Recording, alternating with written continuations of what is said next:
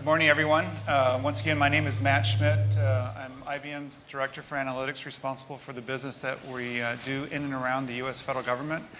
And prior to getting started with the panel, I just wanted to share a story with you and kind of explain the theme behind today's panel discussion, Innovations Through Analytics. I started my career in 1987. I got commissioned in the United States Air Force, and that was the time that the Cold War was coming to an end. And DoD had over-recruited military officers, and so I had the opportunity to get out right away in March of 1988, and I started working at Rockwell International. And since I had just come out of college and Rockwell was refreshing all of its computing infrastructure, I had the opportunity to be part of that new wave of technology. And I was also at the right place at the right time. I worked on the first two missions between the U.S. Space Shuttle and to dock to the Russian Mir. And all the math models that we built, all the analytics activity that we did, all those processes were highly manual. We did all the analysis in California and Texas, and we did all the performance testing in Russia. But we didn't have tablets, we didn't have iPhones, we didn't have laptop computers, and the way that we would communicate between Moscow and down in California was fax machines and telephones. And you could literally spend 8 hours at the fax machine because you ran out of toner on one end, there was a paper jam on one end. But that's how we did the work, and we had the luxury of time. But now you come to today, and we all have a tablet, we all have a laptop, smartphones, iWatches, etc. And it's a whole different world.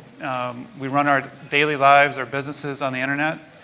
And earlier this week, I was at an IT conference in Austin where an expert stated that any 2 days during the year, we're creating as much data as we did in the entire year of 2003.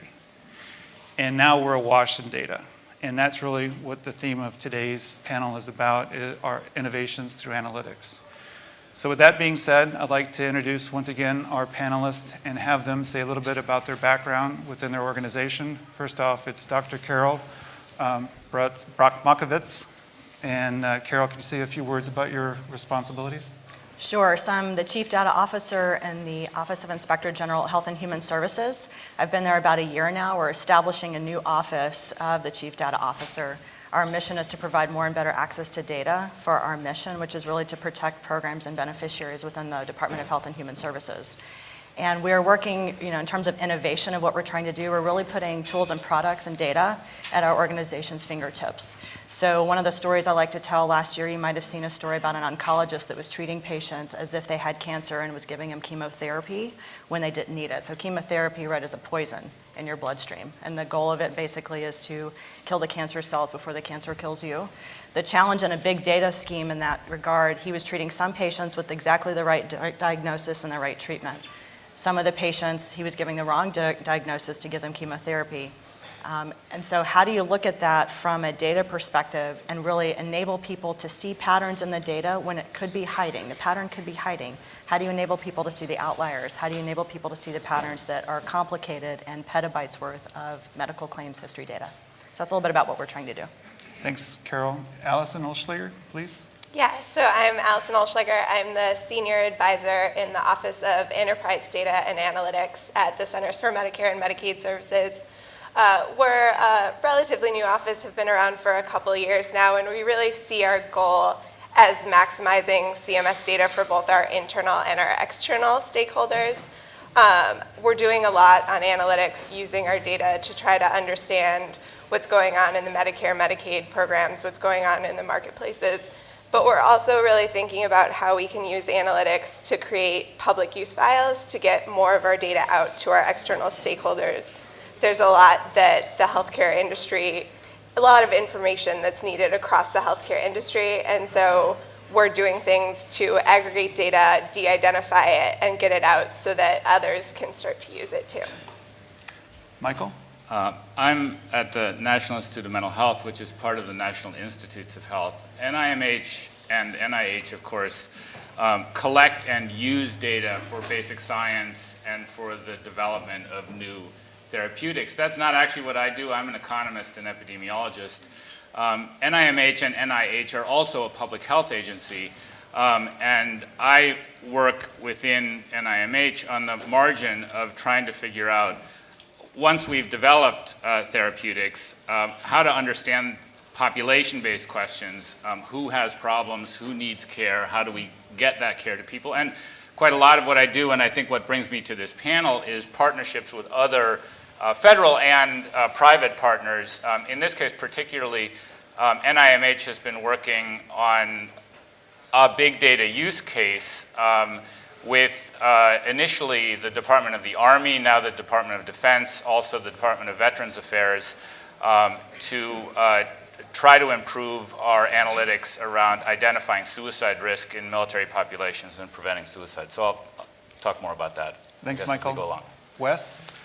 I'm the Director of Data Strategy and Innovation at the National Counterterrorism Center.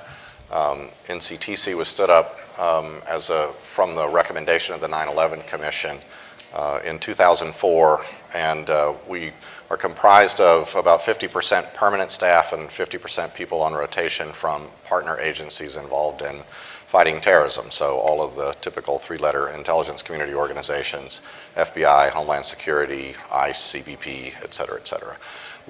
Our primary mission is to bring together all of the information from across the government that collected overseas by the intelligence community and domestically by law enforcement, as well as information collected by the government just as a normal part of its process of regulating the borders and so on. We analyze and integrate that data and develop leads for operational partners in the CT world. Thank you, Wes. Okay, the first question is going to be a group question, and it's going to be aligned with the theme for today's event, Analytics for Every Mission. So we all know that data is the new natural resource. We're awash with data. It's changing rapidly. We have a huge amount of data that's stored. How are you and your organizations using analytics to find structure in the data, business insights, in order to improve mission outcomes? Who would like to respond first? Carol. Do we want to go backwards this time? Yeah. When we talk about how much data we're looking at for just in the Medicare and Medicaid space, right? When you're thinking about a national Medicare claims file, you have gigabytes, terabytes, petabytes, right? So we're looking at petabytes of space. Even in our own environment, we have our own data warehouse that we're looking at terabytes of information. That's a lot to look through.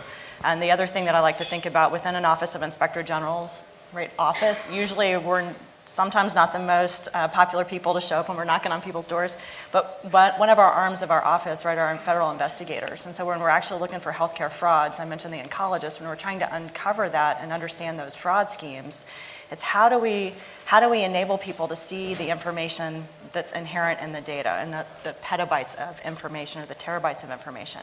And so for a lot of our folks, for our investigators in particular, there are those that have been in the office for a really long time, and so I think of them more as, you know, if you try to show them an Excel spreadsheet, even an Excel spreadsheet, their eyes kind of roll back and they're, great, how do you give me a referral just so I know what case? Who's the bad guy I need to go after? And then you have the millennials that are more the data natives. And so bridging that gap of unlocking the potential in the data and really having creative tools to enable people to interact in a different way with the information so they can see what they need to see, that's what we're trying to create. So our office has actually been working on creating tools, leveraging those data scientists in the background to figure out how do we leverage all the different capabilities to connect to the data sources to enable our investigators to see the data in a different way, right? So I was surprised when I came in a year ago how much we were not seeing geospatial analytic capability used in the office, and people had that idea, but as you can imagine, it's kind of a whack-a-mole problem. If you figure out a fraud scheme in a particular area of the country, and you decrease in that area, did it really decrease the overall problem, or did it just move somewhere else, right? So there are hot spots of fraud across the country, and we actually have strike force cities where we've paired our investigators with U.S. attorneys to actually prosecute some of these cases. But there's a lot of fraud out there, and so how do we enable people to look at that in different ways? There's a lot we're trying to do on that back end to really, truly unlock that data. When we were talking about ages of kind of how people interact with the data, I was reflecting, I have a toddler that can pick up my iPhone and know exactly how to FaceTime her grandparents. And the first time she went up to a TV, the first time she saw one as a 1-year-old, barely walking, she went up to the TV, put her hand on it, and tried to move the information. So you think about that, about how people interact with their data and how they're expecting to see things and visualize the information. It's really on us to think about how can we create tools to enable people to see things in new ways? How can we unlock and have that blend of machine learning with the subject matter expertise, right? We'll pair our data scientists and statisticians that know kind of the underlying algorithms with our investigators that really know the programs and the fraud schemes to try to find those new patterns. And it's really an iterative, you need both skill sets. And so as we think about it, it's how you pair that to give them the tools to look in new ways. Thank you. Michael? Maybe I'll get into the weeds a little bit and talk about this use case that I mentioned. Almost exactly 8 years ago, the Secretary of the Army at the time, Pete Guerin, came to us and said that the Army suicide rate had doubled. It actually went on to triple from 2004 to 2012. And they had essentially no analytics around this. They had lots of speculation. There were prevailing theories about what might be underlying these suicide, this trend in suicide. But even though the Army and the Department of Defense are awash in data, they hadn't brought any of that data to bear on this problem, kind of remarkably. And so one of the things I think that we brought to the partnership was we sort of forced people around a table and said, look, our starting point needs to be the data that you already collect on soldiers' characteristics and experiences. Help us identify all the different, let's say, non-classified data sources that contain such information. Could you give us such a list?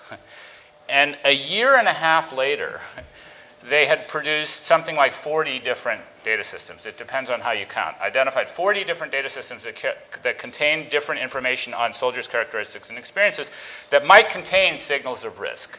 Okay, now before we did this project with them, and the particular sort of political and social circumstances of this crisis that we were working with them on, there wasn't a person in the building, literally a person in the building who could have given you a list of more than half of those data sources. Of course, there were people who knew of all the data sources, but there was no single point that knew of more than half of them, and no more than 10 of the 40 had ever been assembled together in a linked way for any purpose.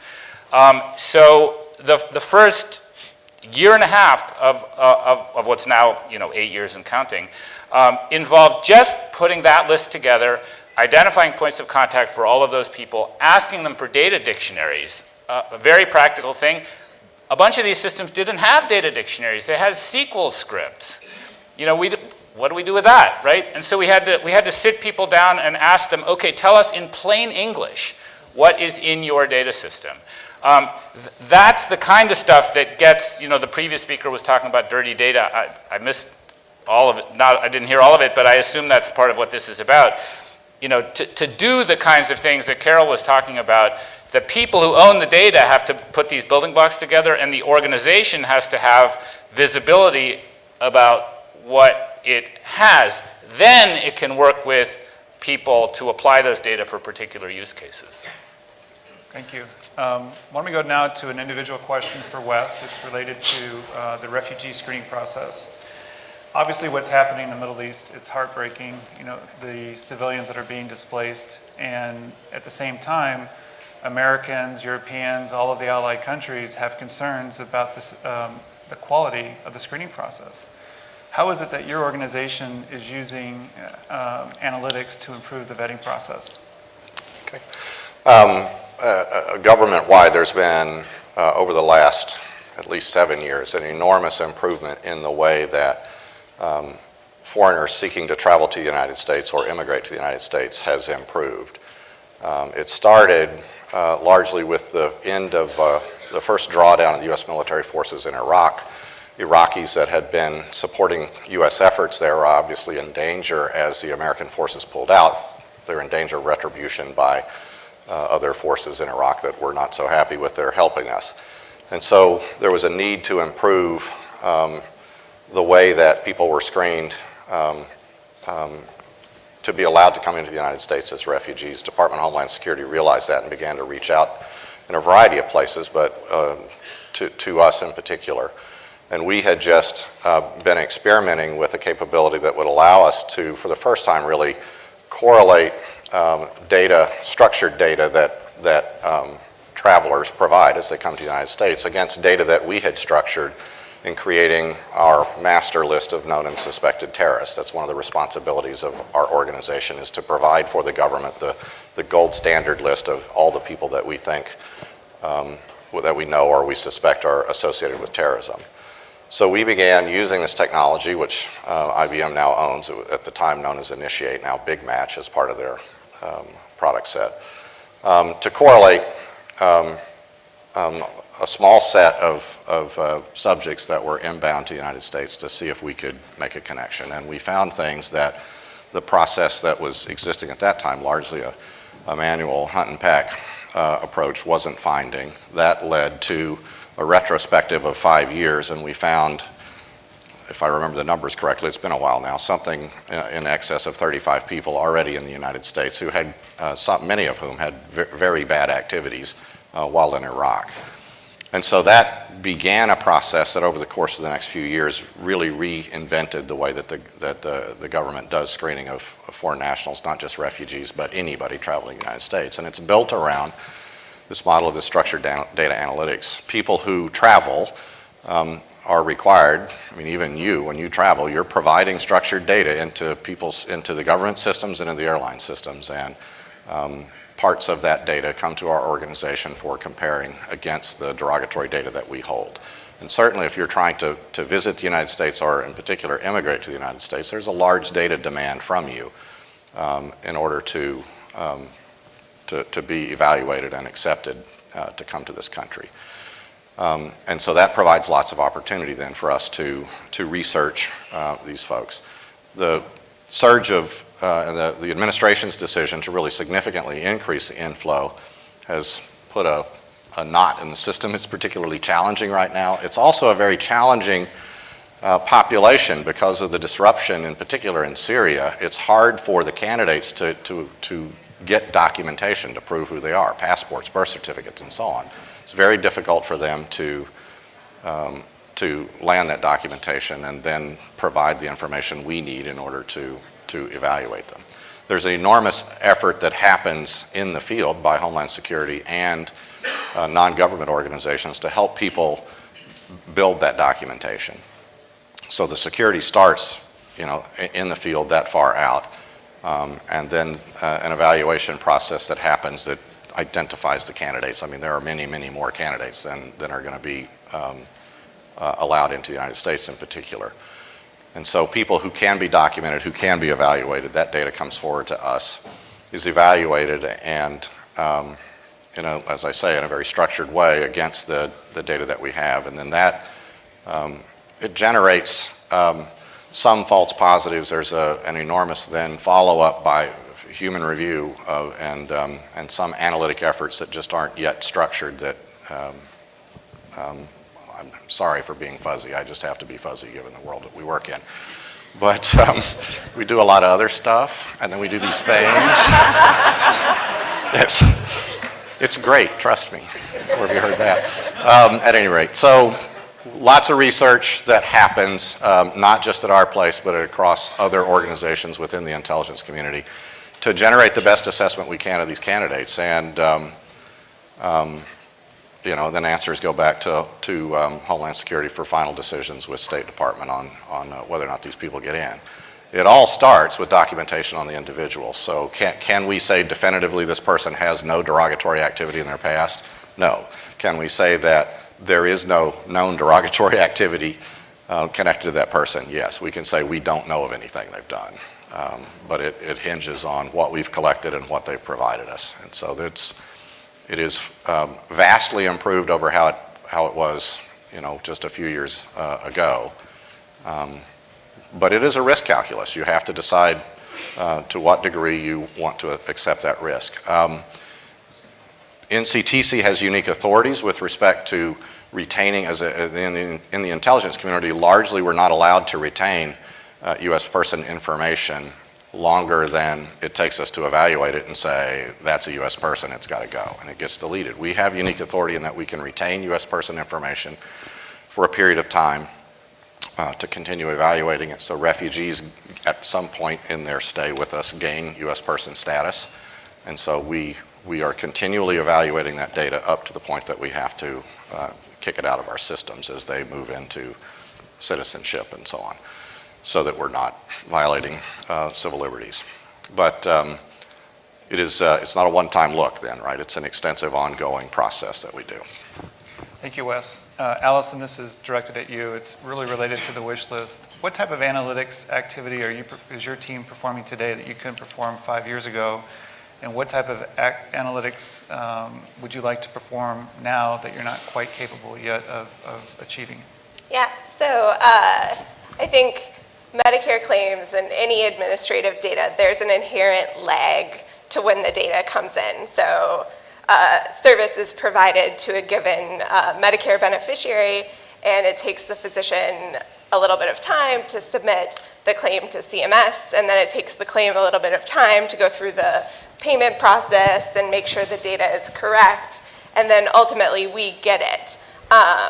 Historically, analysis of Medicare claims and administrative data across healthcare, as a result, was very delayed. So we'd wait a year or maybe even 2 years before starting to look at what trends were happening in a given year.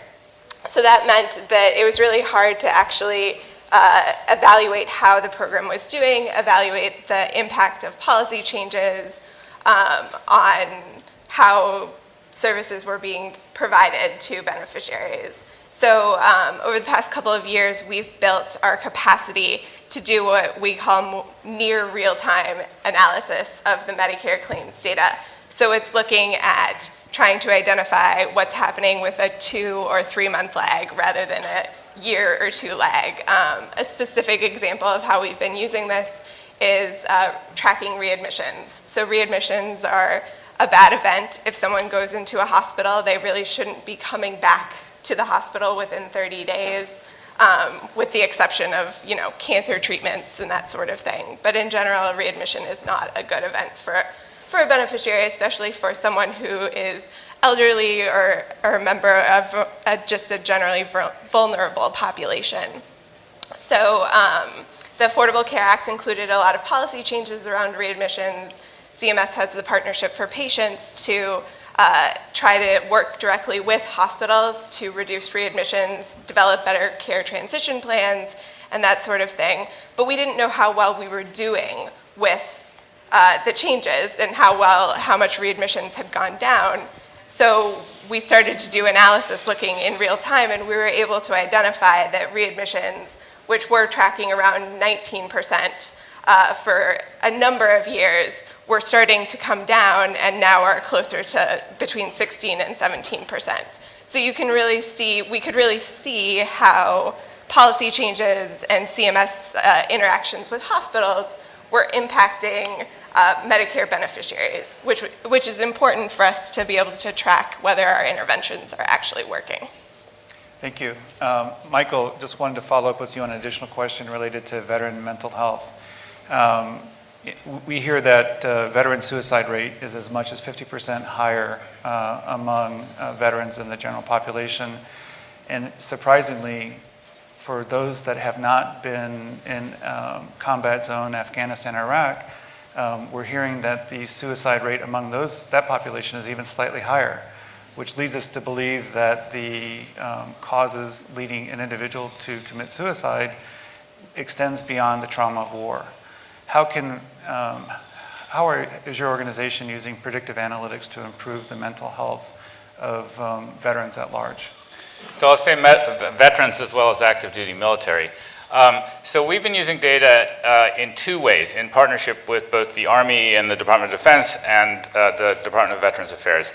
Some of it is kicking the tires on sort of conventional wisdom about what's driving the suicide rate. It's true, the suicide rate in the military in 2004, it was half the rate of the similar civilians in the active duty Army.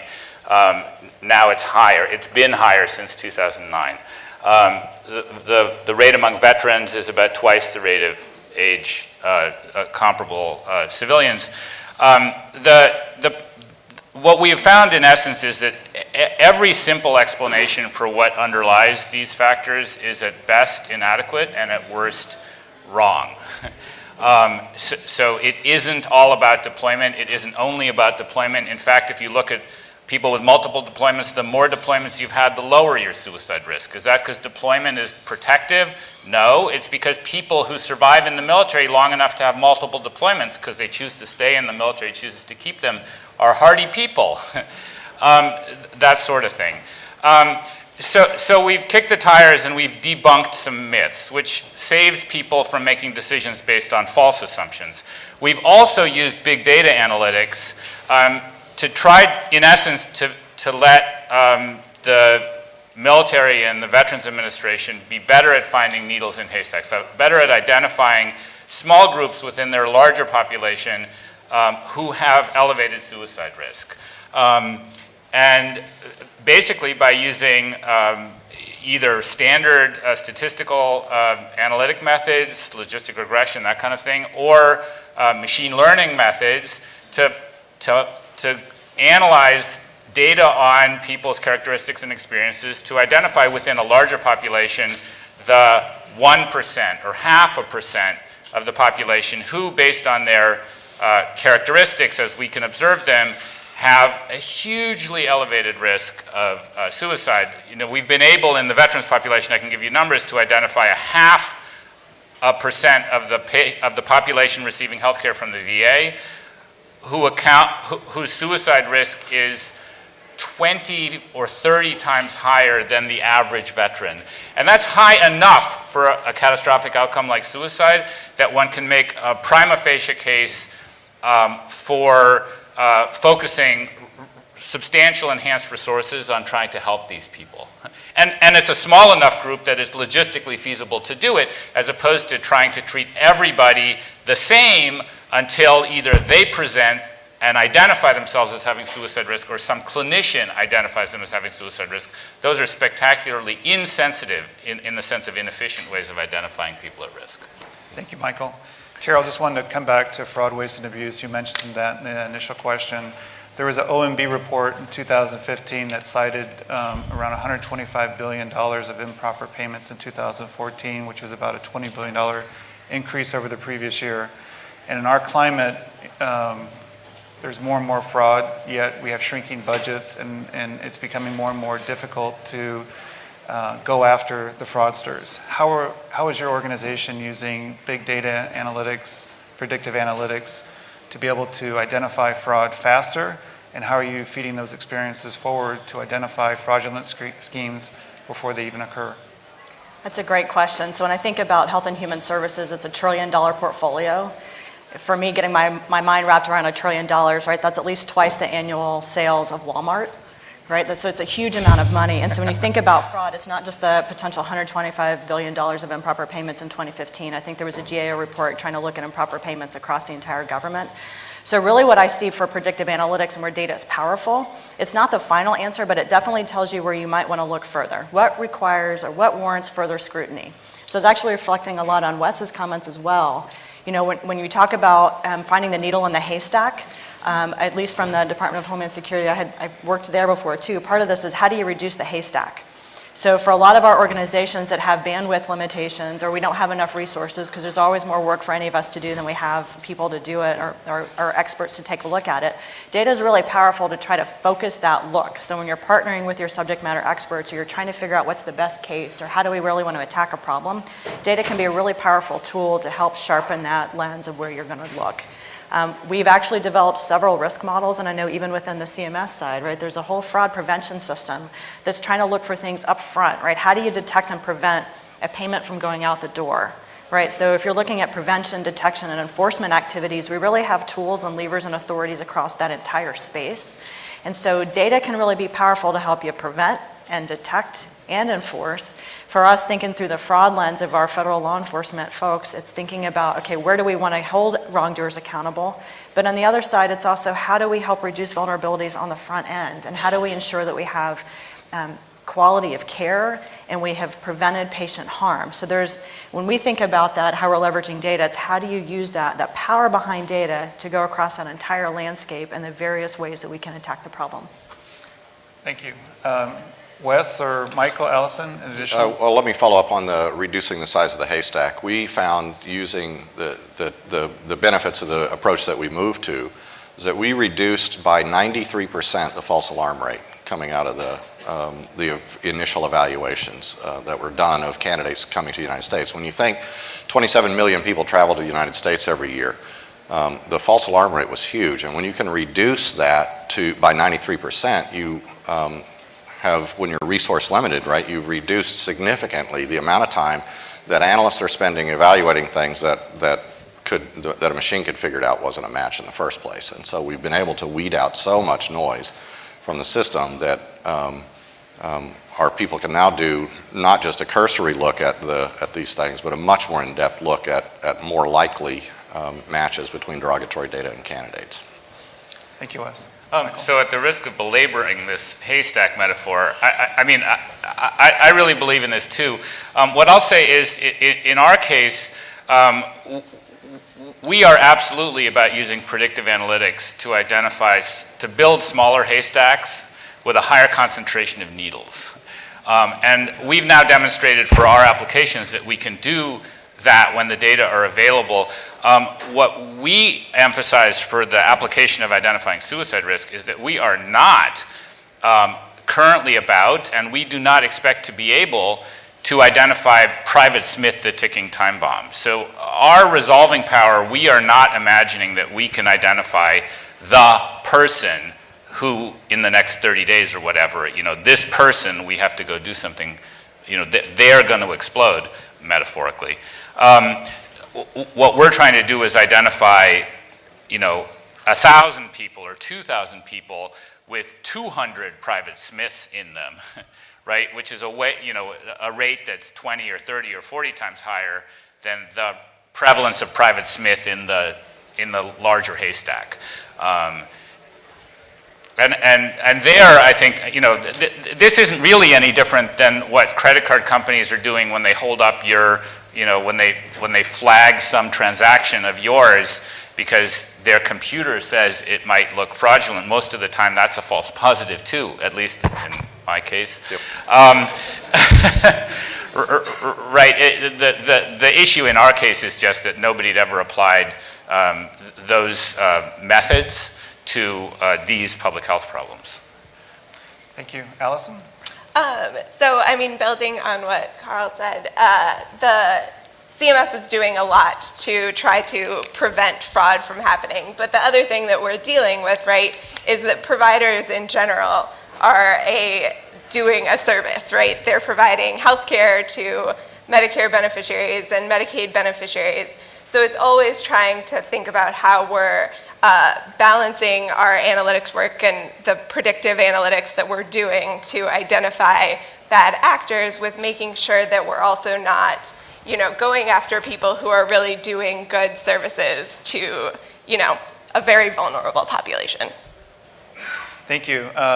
The next question, it's a group question. It's related to cybersecurity.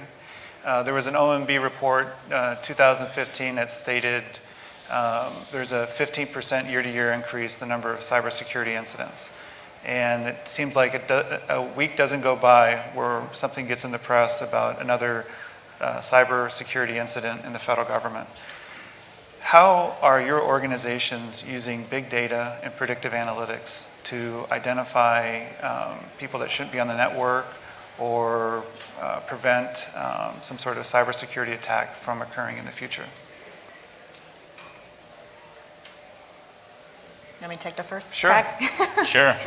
I was going to give it to somebody else to start the group question and answer in a different way. But I think from our perspective, what we're trying to look at as well is, right, the protected status of your electronic health records. So depending on which organization you're in, right, so I have Kaiser, right, so it's an electronic health record. I personally love it, right, because if I need to have some care or coordinate care for my toddler, it's really easy in that network. But what I think about even from a personal level is how do I know that that system is protected from outside attacks? There have been cases already where ransomware has been used, right, you've seen this in the paper, against hospitals, and it's actually shut down hospitals in some cases. And that, right, like you're thinking about a whole hospital where all of your electronic records are locked away, right?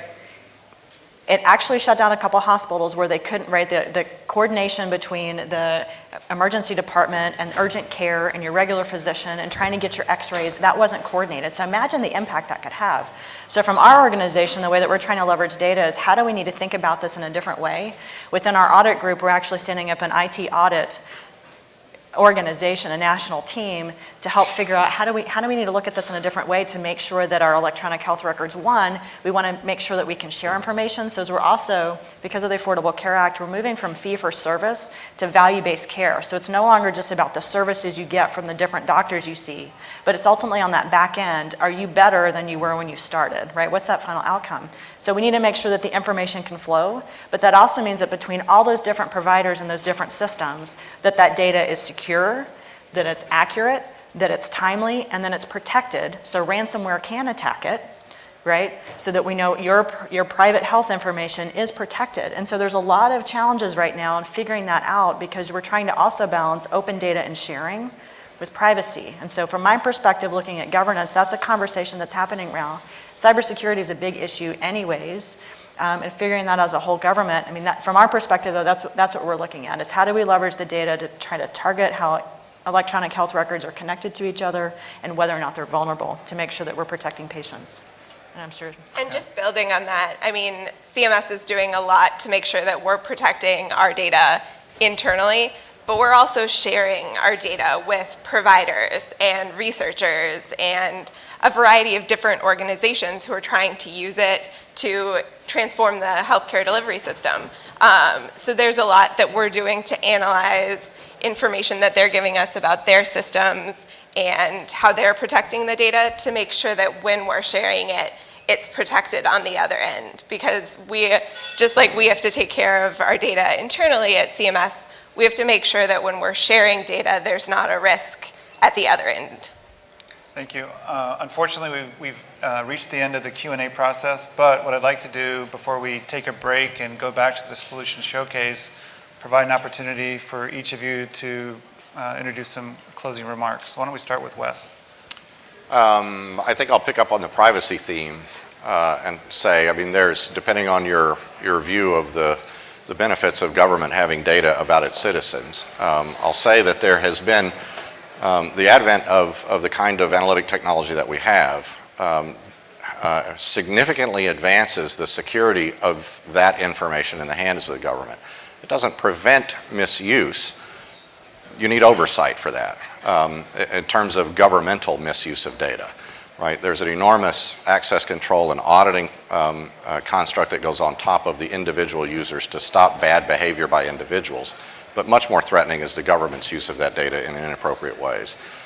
By abstracting the data away from the fingers, if you will, of individual users and turning it into more of an enterprise capability, it strengthens the control systems that go around the data so that inappropriate behavior with the data can be detected. And so there's a benefit to, as we've been discussing, the analytics side of it, but there's also a huge benefit to the privacy side of it, that it just makes it more and more difficult to misuse data in a construct like this because it's so much more accessible to analytics looking at the behavior of the analysis on top of the data. Thank you, Wes. Michael? I'm going to focus on something kind of prosaic that I mentioned at the beginning, which is I think that all the owners of data systems, government data systems, that assemble data that are potentially valuable for some purpose beyond the narrow business purpose of the system for which the system is being used, it is incumbent on them and everybody in the chain above them to make sure that they create appropriate documentation about what's in their data systems. I mentioned this at the very beginning, data dictionaries. It was baffling to me. I mean, I was dumbfounded that when we went to some of these data systems within the umbrella of the Pentagon, not only did they not have data dictionaries, but the points of contact weren't even really familiar with the concept of a data dictionary. And these were not super technical systems. They were collecting information about people and what was going on with people. It wasn't machine generated information. It wasn't telemetry from some space telescope. I mean, this is like, you know, your drug test results. And so I think big data depends at the end of the day on, in part at least, what feeds it, and the data generating process, and understanding the data generating process, and the analysts being able to make sense of all that. And the people in the big data analysis business are just totally dependent on the folks at the ground level to help them understand that stuff. So the more that data owners can do, boring as it is, the better it is for all the rest of us. Thank you, Michael. Allison? Yeah, so just building on Michael's point, I think information governance and data governance is just so important for the end result analytics, big data work that we're trying to do, right? So making sure not only do you have data documentation, but do you understand the quality of the elements that are in your data set? And then are you willing to share your data with other folks who are potentially going to use it for uses that you can't even possibly imagine? So I think it's really important to create those structures of data governance to make sure that you're building data and you're collecting data in a way that it can be used for the types of uses that we've been talking about. Thank you. Carol? And so my final thought, for some of you that have seen the data triangle, the DIKW, right, with data on the bottom, information, knowledge, and wisdom, for my internal purposes with my organization, I actually changed that top one from wisdom to impact, because data for the sake of data is not going to drive you to where you want to be. So it's always about the so what. So what I talk about within my organization is what are the cross-component teams, what are the multidisciplinary skill sets we need to bring to the table, so you really have your PhD data scientists, statisticians, with the folks that are going to operationalize what you're doing and have the so what to whatever you're pulling together. So it's not just about the machine learning, and you're trying to enable that so what, answer the problem, answer the question. And so however you're structuring the capabilities you're building and thinking about the teams you're pulling together, for me it's really creating that environment for people to come together and have that wonderful idea flow that happens to drive to that impact, to drive to the so what. Thank you very much. How about a big round of applause for our panelists?